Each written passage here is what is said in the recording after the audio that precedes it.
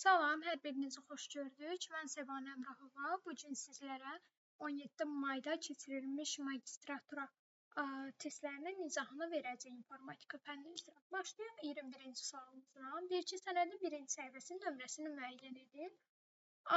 İlk öncə gəlin baxaq burada nəyə? Bizdə burada page hissəsi var. Burada 106 qeyd olunub, amma bizim ümumi səhifəmizin sayı 107 səhifədir. Və biz hal-hazırda cari səhifəmiz 103-cü səhifədədir və 103-cü səhifəmizin nömrəsi 106-dadırsa, deməli biz birdən başlamamışıq nömrələməyə. Burada indi müəyyən eləməliyik ki, bəs biz neçədən başlamışıq ki, nömrələnməyə? Bizdə 106 verir. Bunun üçün mən sizə asan üsul öyrətmişdik. Demişdik, burada verilən səhifədən, yəni 106-dan çıxacaq 103-ü və üzərinə qaydamız bu idi. 1 gələcək. 106-dan 103 çıxardığımız zaman 3 qalır. 3-ün üzərinə 1 gələndə 4. Deməli, doğru cavabımız burada B variantı olmuş olacaq. Keçdik 22-ci sualımıza. Şablon əsasında yeni təqdimat yaratmaq üçün hansı tabda istifadə etmək lazımdır? Yaratmaq deyirsə, biz yaratmağı harda görmüşdük təqdimat üçün? Faildə. Failin hansı hissəsində? New hissəsində. Deməli, burada doğru cavabımız E variantı olmuş olacaq şablon əsasında. Sonra 23-cü sualımız. 23-cü sual tipimizə sizinlə dəfələrlə baxmışdıq. Hansı ki, qəbullarımızda bizdə sətirlərlə bağlı suallar düşmüşdü, xana sayı ilə bağlı suallar düşmüşdü və s. Bu gün də bizdən həm sətri, həm sütunu, həm də xanaların sayını soruşur və biz demişdik ki, xana sayını tapmaq üçün nə edirik? Sətri sütuna vurmalıyıq. Bəs sətri sütunu necə tapırıq? Biz demişik ki, sonuncu sətrimizdən çıxırıq, əvvəlki sətrimiz, yəni ondan 4 çıxıb üzərinə 1 gəlirik. Bu bizə nəyi verəcək? 7-ni verəcək. Sütunu tapacağımız zaman isə biz bilirik ki, sütunlarımız hərflərlə işarə olunur. Yəni A, B, C və D-dirsə. Deməli, burada mənim 4 dənə sütunum var. 7-ni vuracam 4-ə, tapacam 28 dənə xanam var. Deməli, 1-ə gedəcək B variantı. Sətr sayını istəyir. 19-dan 2-ni çıxıb üzərinə 1 gələndə nə verəcək bizə? 18-dir. Deməli, 2-yə də A variantı getməlidir. 1B, 2A olanda D variantımızdadır. Və burada sütun sayı soruşur. B, C, D və Y. 1, 2, 3, 4. 4 dənə sütunumuz var. Deməli, 3-ə də D variantı uyğun gəlmiş olacaq. Keçsin növbəti sualımıza. Doğru mülahizələri bizdən burada soruşur. Baxaq, deyir ki, S texnologiyası mürəkkəb informasiya sistemlərinin yaradılmasında tətbiq olunur. Bəli, bu doğrudur. Daha sonra bir olan variantları saxlayacaq, digər variantlarımızı çıxacaq. İlkini çıxırıq. Daha sonra ikiləri yenə bircədəki, birləri saxlayırıq, ikilər bircədəki. Hələ ki biz 1-ə baxmışıq. Cavabımız 1 ilə başlayacaq, 1 ilə. 1 ilə başlayacağı üçün ya doğru cavabımız B variantındadır, ya da ki D variantındadır. Amma burada C variantı da oxunmur. C variantı 1 olma şansı varmı? Yaxşı, gəlin bir-bir mülahizələrimizi oxuyaq, daha sonra müəyyən edək. Deyir ki, kompilator, translator adlanan xüsusi proqram vasitələridir. 2 də doğru olacaq. Deməli, bizdə 1, 2 doğrudur. Deyir, kompilatorlar proqram sətirlərini birbaşa tərcümə edir və eyni zamanda yerinə yetirir. Bu yanlışdır. Idle instrumental proqram təminatıdır. Bu doğrudur. Deməli, ardıcıl olaraq doğru cavabımız 1, 2, 4. Daha sonra interpretator kompilatordan fərqli olaraq ilkin proqramı bütövlükdə maşın koduna çevirir. Yanlışdır. İnstalllaşdırma proqram təminatının setup sayısı proqramının köməyi ilə quraşdırılmalıdır. Bu da yanlışdır. İnterpretatorlar kompilator adlanan xüsusi proqram vasitələridir. Doğrudur. Maşın dilindəki proqram ilkin proqram deyilir. Bu da yanlışdır. Onda burada doğru cavabımız 1, 2, 4 və 7 olmuş olacaq. Belə cavabımız 1, 2, 4, 7 çox ehtimal C variantına uyğun gəlmiş olacaq. 25-ci sualımız şəbəkə protokolu deyil. FTP faylı köçürmək üçün istifadə olunan protokoldur. Şəbəkə protokoluna aiddir. SMTP POP3 elektron poçtuna bağlı olan protokoldur. IP də həmçinin şəbəkə protokolu olmayan burada doğru cavab onda ICDN olmuş olacaq. 26-cı sualımızda. Uyğunluğu müəyyən edin. İnternetə qoşulma növü, şlüs protokolu və internetin əsas protokollarını bizdən nə istəyir, soruşur. Gəlin baxaq. Deməli, internetə qoşulma növü mən buradan görürəm. Deməli, baxaq görək internet şlüz protokolu, bir də internetin əsas protokolu. Deməli, internetə qoşulma növü bir B variantı olar. Bir də dial-up olar. Birə B və Y variantını götürsək, şlüz protokolumuz bizim olar EGP protokolu, bir də IGP protokolu və internetin əsas baza protokolu da bilirik ki, TCP/IP protokoludur. Deməli, bura C, bura AD. Deməli, 1-ə B, Y, 2-yə AD, 3-ə C variantı uyğun varmı? Var. Deməli, 26-cı sualımızda doğru cavab A variantı olmuş olacaq. Daha sonra keçək növbəti sualımıza. Bizdən MAC ünvanının filtrasiyası, SSD gizliliyi və VPN istifadəsi bu yeni salınmış sual tiplərindən biridir və informasiya təhlükəsizliyinə aid bir sual tipidir. Gəlin baxaq. Deməli, bizdən doğru mülahizələri istəyir. Deməli, MAC ünvanının filtrasiyası bu nə deməkdir? Mən misal üçün orada tutaq ki, deyirəm ki, filan şəxslə, filan MAC ünvanına malik olanlar tutaq ki, Wi-Fi-yə qoşula bilsin və yaxud da qoşula bilməsin. Bu filtrasiyaya aiddir. Deməli, birə gedəcək D variantı, birə uyğundur D variantı. Bu zaman digər variantları çıxmalıyıq. 2 variantımız hələ ki, burada nədir bizim? Uyğundur. SSD gizliliyi bu şəbəkə adını gizlədib arzu olunmaz girişlərdən qoruyur. Hansı ki, istifadə edirik bundan? Wi-Fi ilə bağlıdır. 2 A variantı, onda D variantı çıxır, qalır Y variantı. 3 VPN, VPN-i də hər kəs artıq nə olduğunu bilir. Trafiki şifrələrək istifadəsini qorumaq üçündür bu da. Deməli, 3-ə də B variantı. Burada deməli uyğun gələn variantımız Y variantıdır. Keçək 28-ci sual tipimizə baxaq. 28-ci sual tipimizdə bizdən nə istəyir? D4 xanasının qiymətini müəyyən edin. D4 xanasındakı qiyməti müəyyən etmək üçün isə biz D1, D2, D3 və s. bu xanaların qiymətlərini bilməliyik. Gəlin birinci D1 xanasının qiymətini hesablayaq. Bizə deyir ki, A1 xanası 3 böyükdür 4-dən. Mən də ifim görürəm ki, 3 4-dən böyük deyil. Bu zaman mən nə edirəm? C2-nin qiymətini götürürəm. C2-min qiyməti nədir? Daha doğrusu C4-ün qiyməti 6-dır. Sonra mənə deyir, len. C1-i say, 1, 2, 3, 4, 5, 6, 7, 8, 9, 10. Ondan 6 çıxanda burada da aldım 4. Count if deyir ki, A1 C3 diapazonunda, A1-dən C3 bu diapazonda 3-dən böyük qiymətləri götür. Deməli, bir budur, bir də budur. 2 dənə mənim 3-dən böyük qiymətim var. Deməli, bunun nəticəsini 2 aldım. Gəlib indi nə etməliyəm? Sam C1-dən D3 diapazonu, C1-dən D3 diapazonu. Bir bu hissəni ayrı hesablamalıyam. Bir də A1 B2 diapazonu, A1-dən B2 diapazonu. Bu diapazonu da bir hesablamalıyam. Gəlin hesablayım.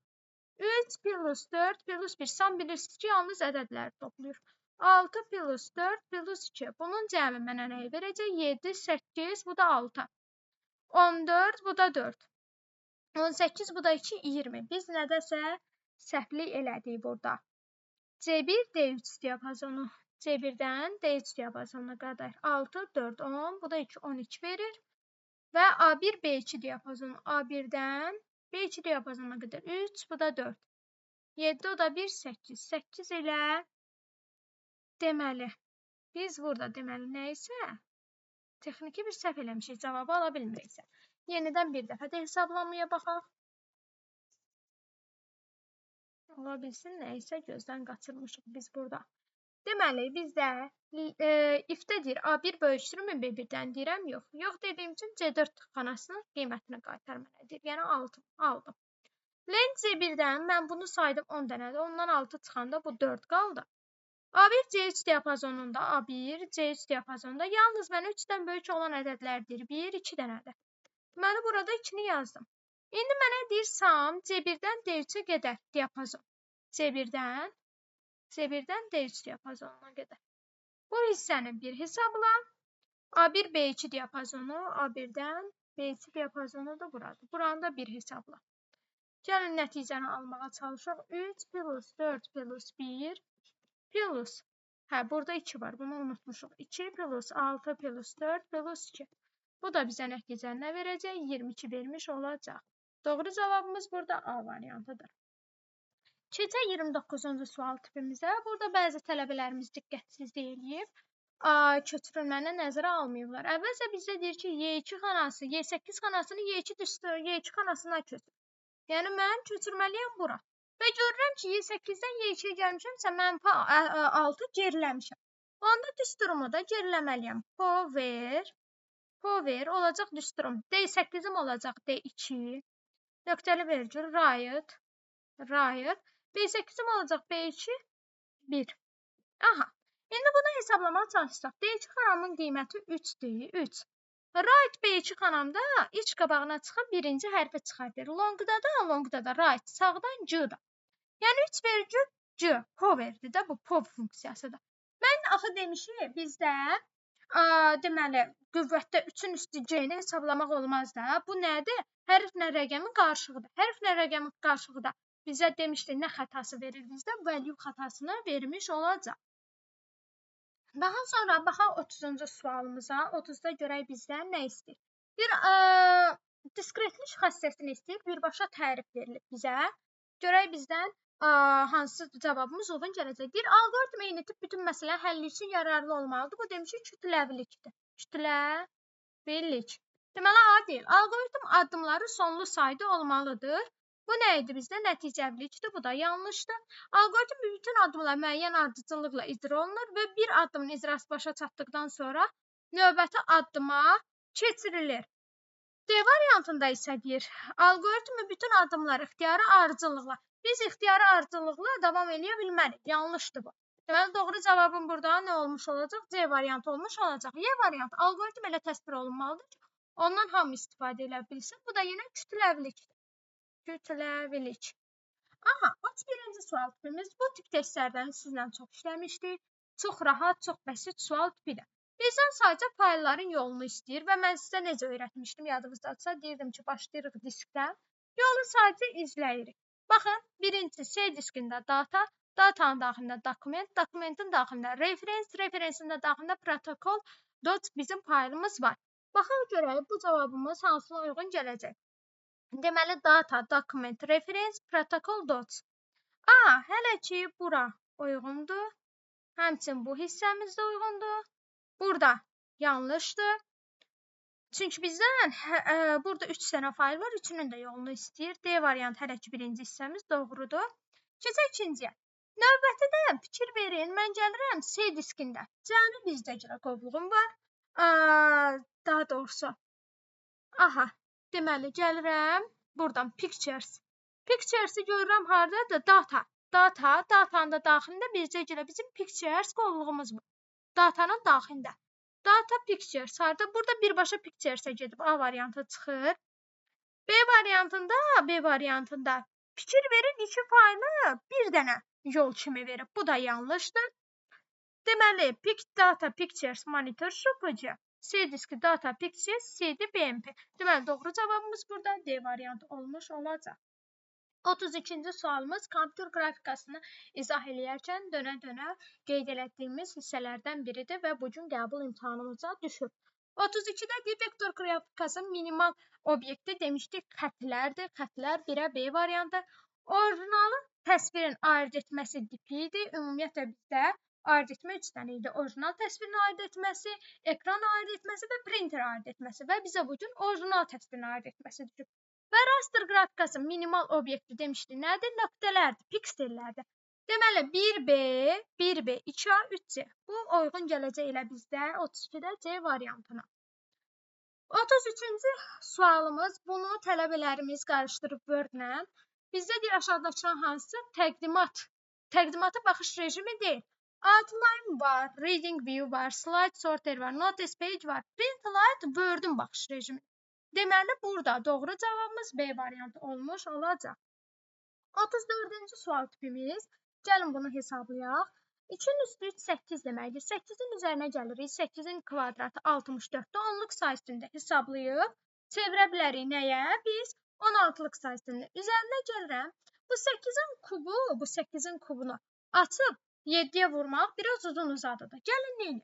Bu hissdən mənə nəyi verəcək? 8-in 64-ün cəmi 72. Bunu ayrı 16-lığa çevirək və bu hissəni ayrı 16-lığa çevirək, toplayarıq. Deməli 4 dəfə 64 çıxdığımız zaman burada nə qalacaq bizdə? 8. Deməli bu ikisini bir yerdə mən 4, 8 aldım. 16-lıq say sistemində.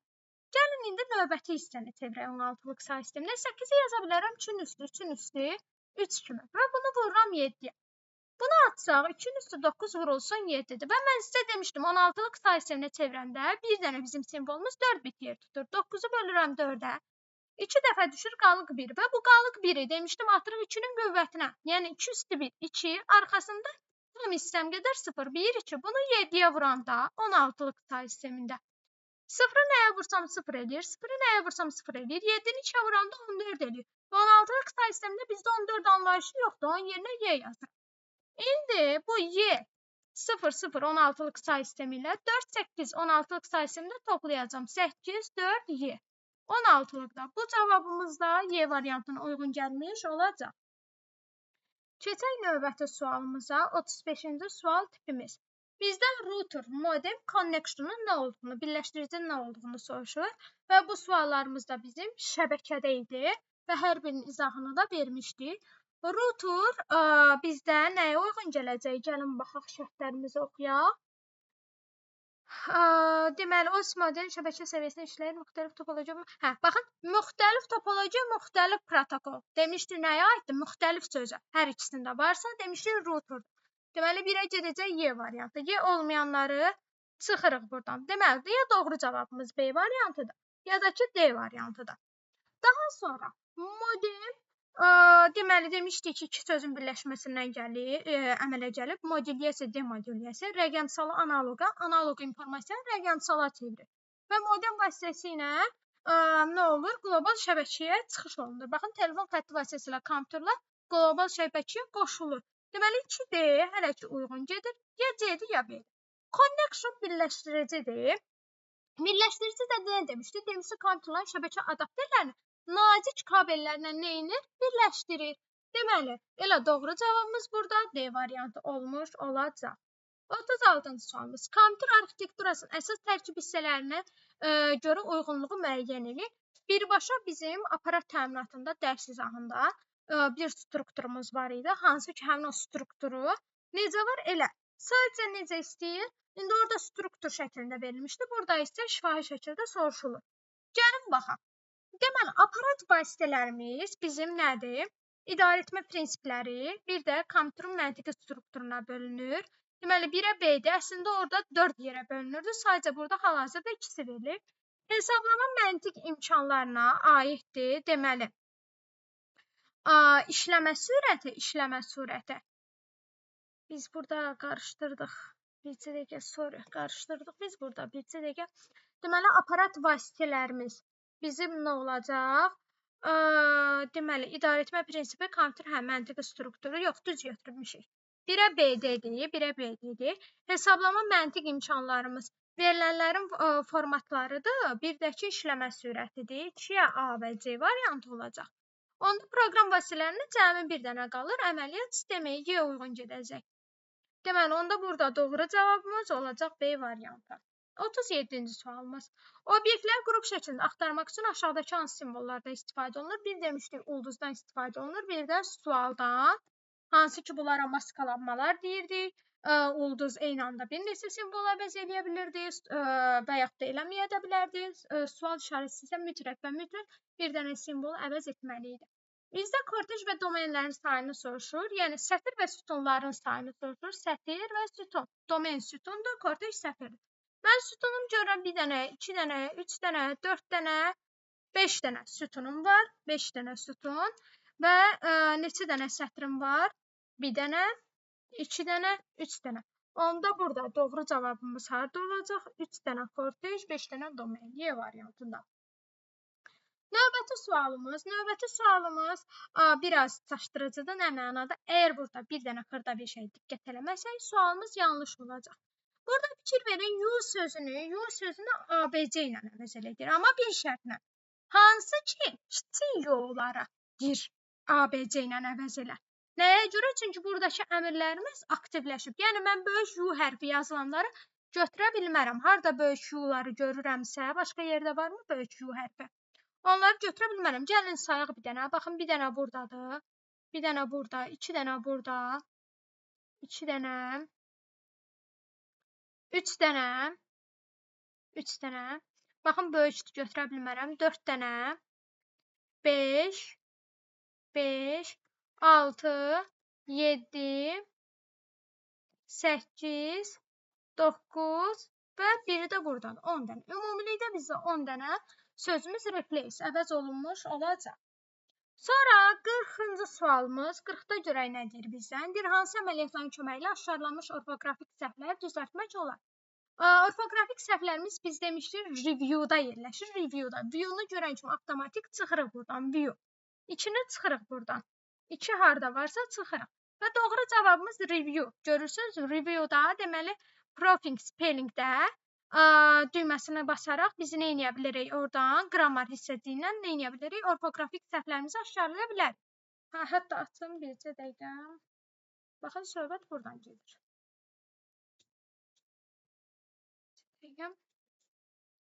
Aha, baxın, spelling qramardan söhbət gedir və görürsünüz ki, burada da onun qısa yolu F7 düyməsi. Deməli, növbəti olaraq biz F7 düyməsindən də istifadə edə bilərik. Deməli, doğru cavabımız 1 və 3 ilə olacaq. 1 və 3.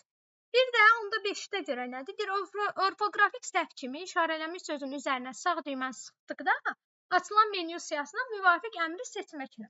Bəli, bu vasitəsilə də səhvləri düzəltmək mümkün. Deməli, 5-də doğru cavab olmuş olacaq. 41-ci sualımız deyir, lent tablarını seçin. Bizdə lent tablarımız outline-dır, strukturdur, lent tabıdır. Daha sonra burada paragraf lent qrupudur, arrange lent qrupudur. Sonra draw tabıdır. Bir də equation tabıdır. Equation tabı necə olur? Baxın, gəlirəm burada. Deməli, düstur əlavə elədiyim zaman əlavə olaraq mənə belə bir tab açılır. Equation tabı. Baxın, burada. Deməli, burada doğru cavabımız 2, 5, 7 olmuş olacaq. Digərlər hər biri bizdə nədir? Lent qruplardır. Daha sonra keçək 42-ci sual tipimiz. 42-ci sual tipimizdə alqoritm hesablanması ilə bağlıdır. Bunu götürüb izahını verəcəyik.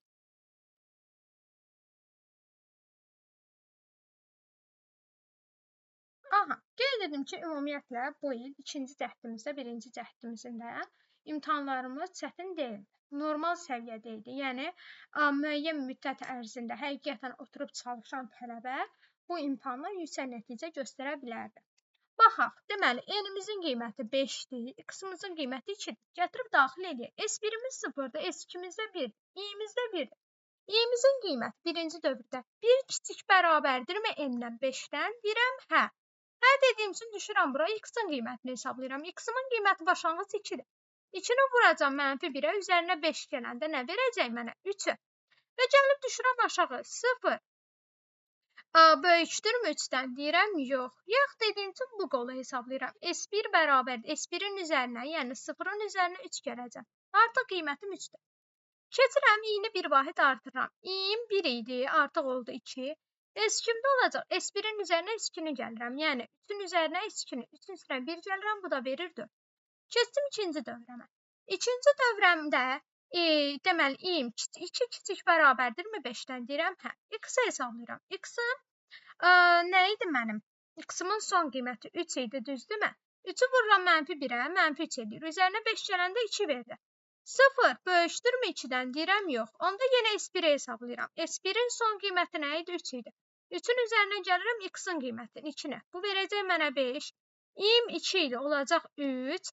S2-im də olacaq, S2-im də olacaq. 4-ün üzərinə 5 gələndə verəcək mənə 9-u. Amma mənə S2 maraqlı deyil, S1-in nəticəsini tapmalıyım. Bu ikinci dövrəm. Keçim üçüncü dövrəmə. Üçüncü dövrəmdə 3 kiçik bərabərdirmi 5-dən? Deyirəm, hə, düşdüm aşağı.